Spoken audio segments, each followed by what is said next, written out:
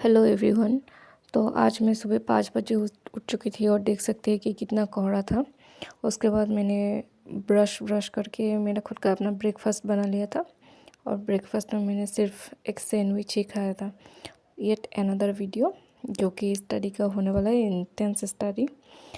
तो मैंने यहाँ पर लिमिटेशन का जो था, लिमिटेशन का मैंने सोच के रखी थी कि मैं लिमिटेशन पढ़ूँगी। तो मैंने लिमिटेशन का बुक उठाया। लिमिटेशन का मेरे पास एक यूनिवर्सल का था और दूसरा एक था डॉक्टर प्रेम कुमार अग्रवाल का। मैंने वो उठाया। तो मैंने सोचा कि जो मैंने कल रात को पढ़ के रखी थी तो आज मैं थोड़ा सा मेमोराइज़ कर लूँगी, क्योंकि आप जो पहले पढ़ते हो उसको नेक्स्ट दिन या फिर रात को सोने से पहले मेमोराइज़ करिए तो आपको ज़्यादा याद रहता है रिटर्न करने में चीज़ें। तो लिमिटेशन इतना बड़ा एक्ट है भी नहीं, 2 मैंने पहले पढ़ के रखा था, सिर्फ अभी रिविज़न कर रही हूँ। अभी वेस्ट बंगाल में तो ऐसा हाल है कि पता नहीं मेंस कब होगा, प्रीलिम्स का रिज़ल्ट कब निकलेगा। मेरा तो दिमाग में यही चल रहा है कि प्रीलिम्स का कट ऑफ कितना जाएगा जनरल का, क्योंकि मैं वेस्ट बंगाल से नहीं हूँ, बाहर से हूँ, नॉर्थ ईस्ट से। तो ऑब्वियसली जनरल का है, जनरल कैटेगरी में हूँ मैं, तो कितना जाएगा जनरल का कट ऑफ। कोई बोल रहा कि जो 2021 में हुआ था वो रिपीट करेगा, 130 या 125। कोई को बोल रहा है कि नहीं 90 to 95। अभी देखते हैं। और जो हम लोग का आंसर की निकला है उसमें भी अगर आप, पता नहीं आप लोगों ने देखा या नहीं, तो उसमें बहुत सारा मिस्टेक है जिसको पीएससी वालों ने रेक्टिफाई नहीं किया है। मैंने मेल भी किया था लेकिन पता नहीं क्यों नहीं किया है। तो कोई बोल रहा है कि रीट पिटिशन डालेगा अगर 1-2 मंथ के लिए रह जाता है। और रीट पिटिशन से होगा भी क्या, एग्ज़ाम डिले होगा, अभी मेंस होगा भी क्या मार्च में, क्योंकि इलेक्शन भी है।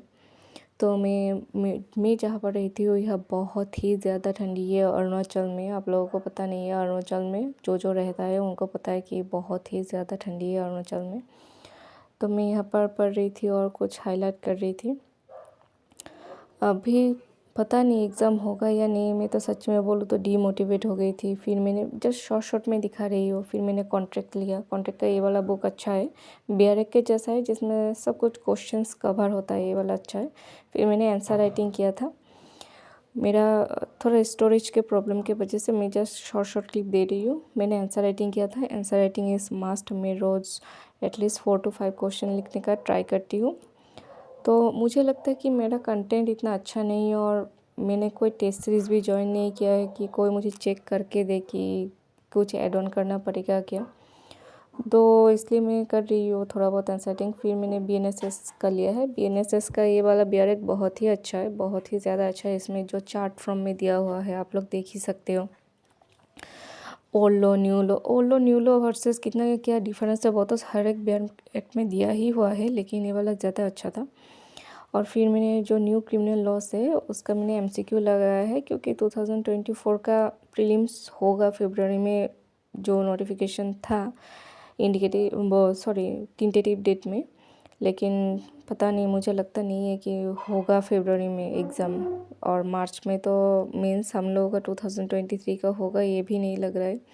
तो फटाफट से मैंने पढ़ा और एमसीक्यू सॉल्व की, क्योंकि हम लोग का 24 की एग्ज़ाम में सब नया लॉ जो है वो आने वाला है। तो ये वाला मैंने स्लॉट लगाया कि हाँ आज मुझे 200 एमसीक्यू कंप्लीट करना है। तो मैं एमसीक्यू कंप्लीट कर रही थी, जहाँ मैं अटक रही थी तो मैं बीआरएक खोल के देख रही थी। तो ऐसे करके मैंने 200 एटलीस्ट 250 या 230 मैंने लगाया था। फिर जो मैंने रॉन्ग किया है एमसीक्यू में, तो जो मैं बार बार गलती कर रही हूँ उस एमसीक्यू का मैंने दोबारा से लगाया। जिस मतलब 20 to 30 एमसीक्यू था जो कि मैं बार बार गलत टिक कर रही थी, तो उन लोग उस एमसीक्यू को मैंने फिर से लगाया है। तो ऐसे करके मैंने एमसीक्यू लगाया। तो मैंने सोची थी कि 250 होगा, नहीं, जब मैं बाद में बुक खुल के देखी तो देखा कि मैंने एटलीस्ट 250 कर लिया। फिर मैं गई खेत में, ये जो बहुत ही ज़्यादा दाम में बिकता है मुंबई, महाराष्ट्र, दिल्ली में, जो चेरी टोमेटोस बोलते हैं लोग ऑर्डिनरी। तो उस चेरी टोमेटो मेरे गार्डन में ही है, मैं उसको लिया, क्योंकि हम लोग यहाँ पर ये लोग चटनी खाता है, पता नहीं बाहर में मिलता है या नहीं, लेकिन हम लोग का ये पहाड़ वाला एरिया है तो इसमें सब कुछ मिल जाता है चेरी टमाटर। जो कि बाहर में मेरा एक फ्रेंड है जो मुंबई में रहता है, वो लोग स्ट्रॉबेरी जैसे पैक करके आता है, चेरी टमाटोस वैसे ही पैक करके आता है। जो कि 200 रुपये लेता है फ़िक्स प्राइस। और मेरे यहाँ तो कोई खाने वाला इंसान नहीं है। आप अरुणाचल में अगर आओगे तो जहाँ है मिल जाएगा, जंगलों में, सड़कों में, हर जगह मिल जाएगा। अच्छा है सैलेड खाने में, या फिर सॉस बनाते हैं हम लोग, इससे चटनी बनाते हैं। तो ये है प्याज का फूल, प्याज जो अनियन होता है, प्याज का फूल है। और एक एक सीम होता है, इसको हम लोग सीम बोलते हैं। और अगर आप मेरे घर में देखोगे तो ये देखिए जो लोकल अंडा होता है, ये सब लोकल अंडा है हम लोग का घर में। हम लोग यहाँ पर सब कुछ लोकल खाता है। लोकल अंडा, लोकल कचू, इसको कचू बोलते हैं हम लोग। आप लोग क्या बोलते हैं? अदरक भी लोकल है, सब कुछ लोकल है, प्याज भी लोकल है। हम लोग सिर्फ तेल, मतलब जो ऑयल होता है और जो सॉल्ट होता है, ऑयल और सॉल्ट ही हम लोग मतलब ख़रीद के खाते हैं। बाकी सब हम लोग का खेत में आ जाता है। फिर रात में लाइट्स चला गया था। यहाँ पर लाइट का बहुत ही ज़्यादा इशू है, और ठंडी के मौसम में तो और भी ज़्यादा, क्योंकि जब स्नोफॉल होता है तो लाइट्स का बार बार अप एंड डाउन लगा ही रहता है। तो मेरा मतलब सुबह से करंट नहीं था, तो चार्जिंग पे लगाओ चार्ज, इसका भी कोई इंतज़ाम, मतलब करंट ही नहीं था तो चार्ज कहाँ से करूँ। तो मैंने मोम ही जला के पड़ा है। और यहाँ पर तो अभी मतलब सड़कें भी बंद है, क्योंकि इतना ज़्यादा आइस गिरा हुआ है, बर्फ़ गिरा हुआ है, तो रास्ता भी बंद है। तो मैंने यहाँ पर फिर से BRA का रिवीजन किया था। मैंने इस बार एविडेंस का लगाया था, शायद मुझे याद नहीं है। तो ये आज का वीडियो नहीं है, मैंने बहुत पहले ही शूट किया था, तो मैंने एविडेंस का लगाया था। प्रीलिम्स में मुझे, आप लोगों को किस किस को लगता है कि 100 आप जाएगा? क्योंकि मुझे सुनने में आया है कि 100 आप जाएगा, लेकिन मुझे लगता है कि नहीं, 90 to 93 इसके आसपास रहेगा। फिर करंट आ चुकी थी, तो मैंने जो कॉन्टेक्ट का मैंने आप लोगों को बुक्स दिखाया था, जिसमें क्वेश्चन एंड आंसर के फॉर्म में है, वो मैं पढ़ रही थी, मतलब पढ़ के रखी थी, वो मैं रिवाइज़ कर रही थी। ये वाला जो बुक है क्वेश्चन एंड आंसर का, वो बहुत ही अच्छा बुक है। मैंने हर एक सब्जेक्ट के लिए मंगाया हुआ है। ये वाला बुक मुझे रेफ़र किया था एक वेस्ट बंगाल में जो 2022 का एग्ज़ाम होता, उसमें क्वालिफ़ाई किया था एक मैम है। तो उसने मुझे रेफ़र किया था कि मैंने इससे पढ़ी थी, तो तुम भी ख़रीद के देख सकती हो, अच्छा है। तो मैंने पहले एक ही ख़रीदा था, तो मुझे पढ़ के अच्छा लगा। तो उसके बाद मैंने हर एक सब्जेक्ट का ऑर्डर किया था। ये आपको ऑनलाइन में नहीं मिलेगा। मैंने कोलकाता में जहाँ पर मिलता है उसका मुझे कॉन्टेक्ट नंबर दिया था वो मैम ने, मैंने वहीं से ऑर्डर किया। तो आप लोग अगर चाहते हो कि ये बुक आप लोग ख़रीदना अगर चाहते हो, तो पहले आप लोग कोई एक ही सब्जेक्ट का ख़रीदो। अगर आप लोग को पढ़ के अच्छा लगता है तो फिर आप दूसरे सब्जेक्ट का आप ख़रीद सकते हो। अगर चाहिए तो मुझे बोलना, मैं उसका नंबर दे दूँगी। उसका शायद नाम कोई NM चौधरी ऐसा था, बुक शॉप का या फिर ओनर का, मैं भूल गई थी, क्योंकि 1-2 साल हो गया था मैं ये बुक जब लेके आई थी। तो फिर मैं पढ़ के आंसर राइटिंग कर रही थी। मतलब आंसर राइटिंग मतलब कि मैंने जो पढ़ा है लिख रही थी कि कितना पढ़ा है, कितना याद है। क्योंकि आप कोई एक टॉपिक पढ़ने के बाद अगर आप खुद से वो चीज़ लिखते हो तो आपका वो मेमोरी में बहुत ही देर तक रिटेन होके रहता है। तो यहाँ पर आपको मेरा बुक्स वगैरह सब उल्टा दिखने को मिलेगा, क्योंकि मेरा कैमरा एंगल में भी ज़्यादा ये सब में मेरा नॉलेज नहीं है, कैमरा एंगल कैसे सेट करना होता है, तो इसलिए सब कुछ उल्टा दिखेगा। मेरा लिखने में ये दिक्कत आ रहा है कि मतलब एग्ज़ाम में ऐसा होता है कि जब आप मेंस का आंसर राइटिंग करते हो, तो आपका आंसर एनहेंस करने के लिए आपको केस फ्लो देना पड़ता है, इलस्ट्रेशन देना पड़ता है, सेक्शन देना पड़ता है। अगर सेक्शन याद नहीं है तो मत दो, लेकिन देने से अच्छा लगता है, मतलब कंटेंट ज़्यादा अच्छा लगता है। तो मेरा ये होता है कि मैं सेक्शन बोल रही हूँ, क्योंकि मैं अगर कोई क्वेश्चन पूछ रहा है तो उस सेक्शन के ऊपर मैं नहीं लिखती हूँ, मैं देखती हूँ कि किस किस सेक्शन को हम लोग कनेक्ट कर सकता है। जैसे कि कॉन्ट्रैक्ट और पार्टनरशिप से मैं कनेक्ट करके लिखती हूँ, तो उसमें मेरा ज़्यादा प्रॉब्लम हो रहा है दो सब्जेक्ट का सेक्शन याद करने में। जैसे कि CRPC से अगर कोई क्वेश्चन देता है एरिस से, तो मैं कॉन्स्टिट्यूशन से कुछ प्रोविजन या आर्टिकल ऐड ऑन करने की ट्राई करती हूँ, उससे आंसर थोड़ा एनहेंस होता है।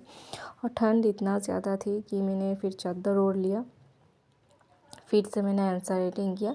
सुबह को मैंने लिमिटेशन का किया था, रात को मैं कॉन्ट्रैक्ट का कर रही थी, जो मैं इवनिंग में पढ़ी थी उसका आंसर राइटिंग कर रही थी। आंसर राइटिंग बहुत ही ज़्यादा ज़रूरी है। मैंने पहले भी मेंस दिया था त्रिपुरा में, और वेस्ट बंगाल में जो 2022 का एग्ज़ाम था, मैंने उसमें भी मेंस दिया था। मैं मेंस क्वालिफाई नहीं कर पे अगर मैं नहीं कर पाई तो एक ही रीज़न है, क्योंकि मेरा आंसर राइटिंग जो था मैंने किया ही नहीं था, जितना भी मेरा प्रीवियस अटैम्प्ट था। मेरा प्रीलिम्स क्लियर होता है, लेकिन मैं मेंस में अटकती हूँ सिर्फ और सिर्फ आंसर राइटिंग के लिए। इसलिए इस बार मैं पूरा आंसर राइटिंग में जोर दे रही हूँ। एटलीस्ट मैं 2 मिनिमम अगर होता है तो 2 आंसर राइटिंग करने की कोशिश करती हूँ। तो यहाँ पर मैं धड़ाधड़ आंसर राइटिंग कर रही थी। तो जब मैं लास्ट में रात को सोने में गई, तो मैंने देखा कि मैंने सोचा कि क्या है, आंसर राइटिंग किया, 3-4 ठो क्वेश्चन का किया। तो तब मैंने जब रात को देखी तो मैंने देखा मैंने 3-4 ठो नहीं, मैंने 12 या 13 ठो को, मुझे एग्जैक्ट याद नहीं है, मैंने 12 या 13 ठो क्वेश्चन का आंसर मतलब मैंने प्रैक्टिस किया है। तो इतना सेल्फ सेटिस्फेक्शन हो रहा था कि चलो मैंने लिखा। पहली बार मैंने एक दिन में 12 या 13 क्वेश्चन का प्रैक्टिस की हूँ, नहीं तो मेरा 4 या 5 उससे ज़्यादा नहीं होता है। मुझे अपना लैंग्वेज पे भी ध्यान देना होगा, क्योंकि मैं सोच रही हूँ कि इंग्लिश का मतलब मैं इतना वो सीरियसली नहीं ले रही हूँ, क्योंकि मैं लिख सकती हूँ। तो मैं इतना भी कॉन्फिडेंट होना ज़रूरी नहीं है। मैं कल से सोच रही हूँ कि लिखूँगी इंग्लिश कैसे। फिर मेरा क्लास हुआ ऑनलाइन में, मैं एक सर से क्लास लेती हूँ। फिर मम्मी ने बनाया बिरयानी, क्योंकि ये शूट तब का है मुझे याद नहीं है मैंने कब शूट किया था। आई थिंक 1 जनवरी या 2 जनवरी। फिर बिरयानी खाया, मैंने बिरयानी वगैरह खाया जनवरी में। तो कोई पिकनिक नहीं है। फिर मैंने फिर से MCQ लगाया। मैंने कॉन्ट्रैक्ट का लगाया था शायद, मुझे याद नहीं है मैंने सॉरी, मैंने प्रोसेस BNSS का लगाया था। ऑलमोस्ट 12:25 होके रखी थी रात को, 12:25। तो मैंने सोचा मैं दिखा देती हूँ आप लोगों को एक सेकंड। ये देखिए पूरा अंधेरा हो चुका था 12:25। तो तब तक 2026 नया साल घुस चुका था, पूरा अंधेरा था। तो मैंने सोचा और नहीं पढ़ते, छोड़ो आज के लिए।